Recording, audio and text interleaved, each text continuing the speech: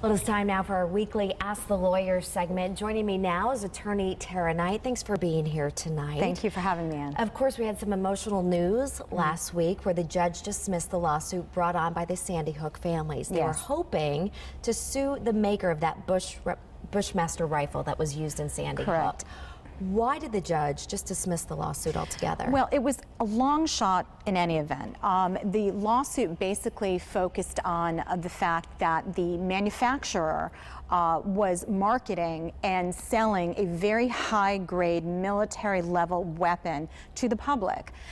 There are protections that the federal law provides manufacturers, and the plaintiff's lawyer tried to use an exception in this law to bring the lawsuit, but the judge found that the exception did not apply in this case. Well, the families say they're immediately going to appeal and take it to a higher court. Will they have any different result, do you think? Well, it's possible. This law was passed in 2005. It was signed by George Bush II after a number of successful cases against gun manufacturers were had. So the law went into effect.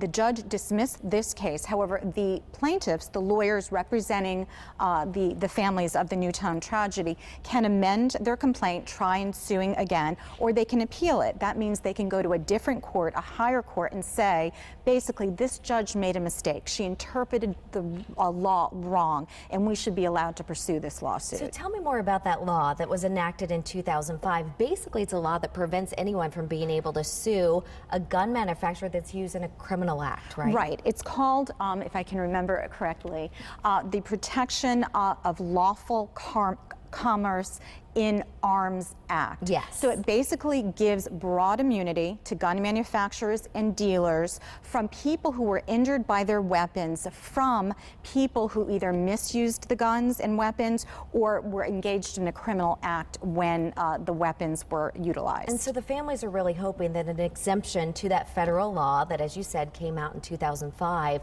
maybe that it's too broad, that a judge will agree that this law is too broad, particularly when we see so much violence happening in the country. Do you think the emotional state of guns in this country could play into this, or will judge just stick by the rule of the law? No, there are definitely factions here hoping for the demise of the lawsuit and some hoping the judge would allow the lawsuit to go forward. Within the law itself, there are some exceptions where you can sue, but it's something like where a dealer provided a weapon to somebody who's a convicted felon or clearly had mental health issues and they knew or should have known. This gun that was used in that tragedy was given or was purchased by Adam Lanza's mother, who then he used it. So it wasn't given to him. So it's kind of a long shot. And it's interesting that they're talking about the marketing of the gun, that it really is, as the families would say, not meant for civilians, that it's supposed to be used by law enforcement or the military. Exactly. But you're saying it's a long shot? You don't think that argument will hold up? I don't, not under the state of the law as it exists, but hope springs eternal for these families. I mean, the same was said about the tobacco litigation, and that went, you know, far further than anyone initially had thought it would. Very interesting. All right, thank you for your insight tonight. Thank you, Tara Ann. Knight. Good to see you. And Same of course, here. we'll see you next Monday as well. Thank you.